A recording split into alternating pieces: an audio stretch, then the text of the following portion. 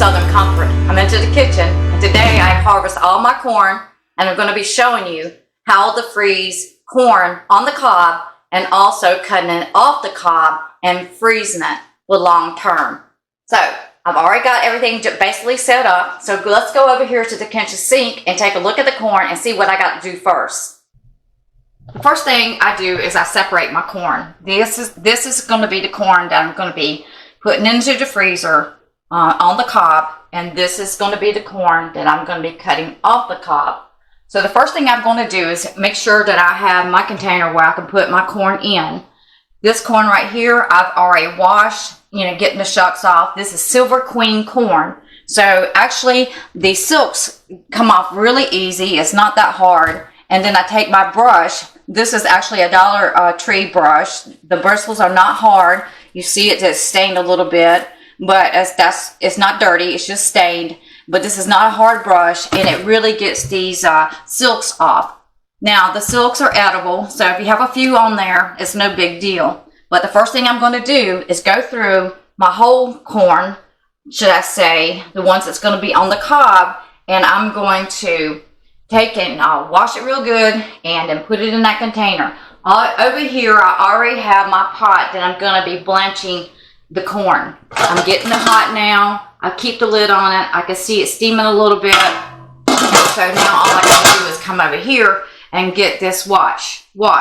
When I put it in here, I'll be blanching it for about 8 minutes. Then after that, it's going to come back over here, and it's going to be setting in cool water to stop the cooking process and to cool it down so that I can get ready to put it into my storage bags. Now I'm going to be using gallon bags. I always name my whatever, even if I can see through the bag, put the name on it, put the date, and put the type of vegetable it is. So Silver Queen corn is going to be going in here.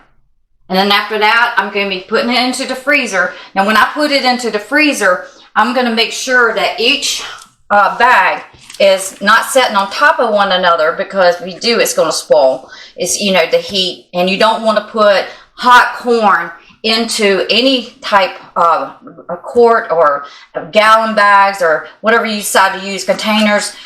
You don't want to put it in hot or warm into your freezer, because it will spoil. So what you want to do is make sure when you get this corn out of the pot that it's cool. You can put it in cold water. If your water gets cold, if your water gets hot, change out the water. You can put ice cubes in there, but eventually with hot vegetables, that water is going to get warm, so you're basically going to have to change out that water, make sure it's cool to stop that cooking process so that you can get ready. Now this is my grandmother's, and I'm going to be using this.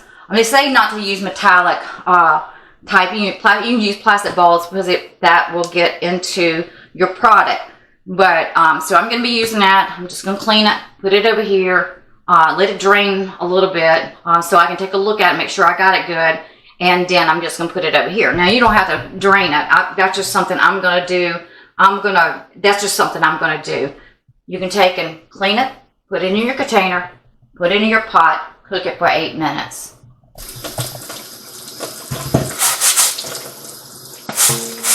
Now, at the beginning of this, I didn't pollinate that good. We did have some rain, and so I just went ahead and broke the tips off of these, and just threw them to the chicken. I actually pulled the husk off, the outer part off, outside. Once I harvested, I just went ahead and did everything, got rid of the husk, and got the ends, gave it to the chickens, so that it would make the cleanup very easy. Silver Queen is the old-time variety. My grandmother used to grow it, and it's a white corn. It's a sweet corn, and you see these silks are just coming right off. It's a white corn. It's a sweet corn, and so it takes about 70+ days to harvest, but it's a very good corn. I just love it. You can just pull it off the stalk, and you can eat it right then. It's just so good. You don't have to do anything. You don't need no butter. You just eat it just like that.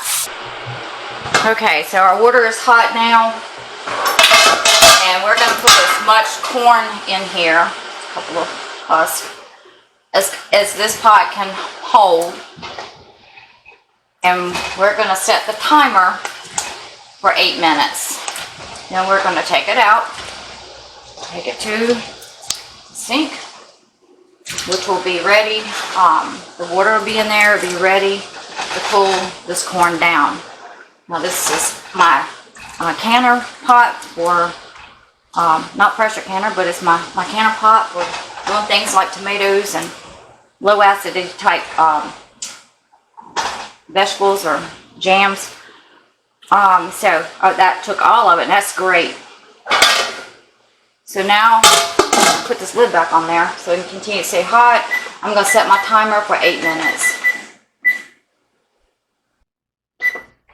Okay, so blanched it for 8 minutes. We're taking it out, put it into the sink.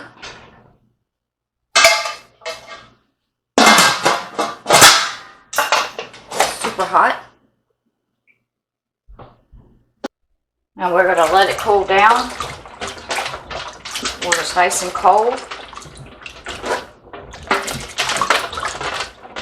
Then we'll be ready to put it into our gallon bags. It's already cooled down. That's awesome. Now I'm going to let it stay in this water for about 5 minutes because I'm thinking about the core of this corn here being warm on the inside, and I'm putting it in the bags. I don't want my bags to heat up. I don't want my corn to spoil. With just precautionary reason, even though it's cooled down that quickly, I'm just going to let it sit there for 5 minutes. It's not going to hurt anything. So we'll be ready to put it into the bags. So our Silver Queen is cooled. Silver Queen corn has cooled, and I put it over here up so as much water as possible can kind of drain off of the corn. You know, when you put stuff into the freezer, if it has a lot of water on it, that's gonna like put ice particles on it. So our next step here now, I've already had my bags labeled and the date onto them. And then you're just gonna,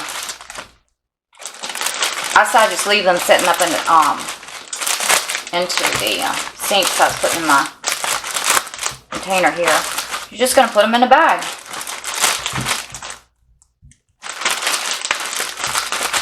I always try to get as much air as I can get out of the bag. I want to stick to the bag. And you know, put the basic of what you think that you will be eating at one time. These gallon bags, I'm not going to overload it because I want when it freezes in the freezer, then I'm going to want to be able to stack it to save on space. So what I always do is try to mash out as much air, whatever I'm doing, as possible.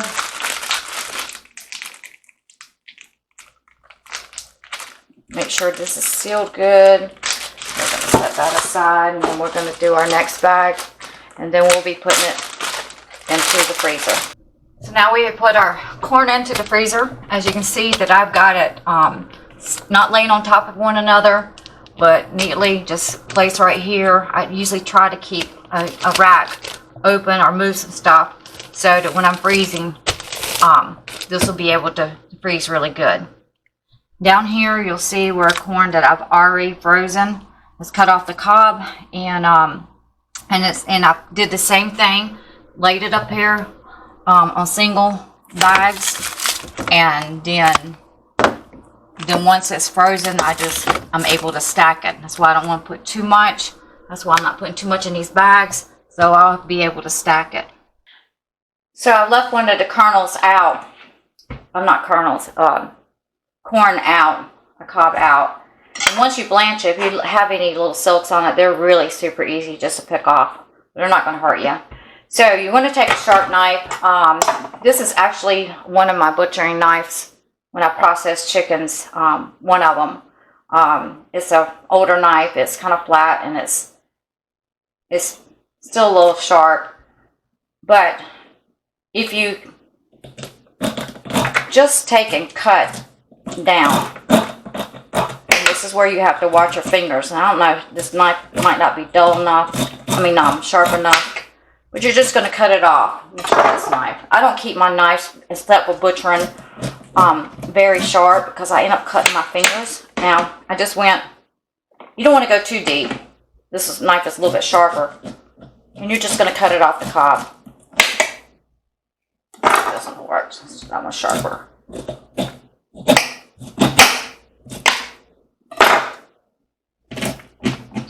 Once you do a couple cobs, you know basically how to angle your knife. And then, because of juice and stuff, this is where you're going to get your cream at. You're just going to scrape it in. This will make a mess. It starts splattering. And then you're just going to, that's it. You know, there's a little couple kernels down there. And it really takes no time. After that, I'm going to put approximately, say, 2 cups of corn in each quart bag here. You can put as much as you want to. Pretty much basically what you're going to eat or have leftovers. And all I'm going to do after that is I'm going to put it in the bag.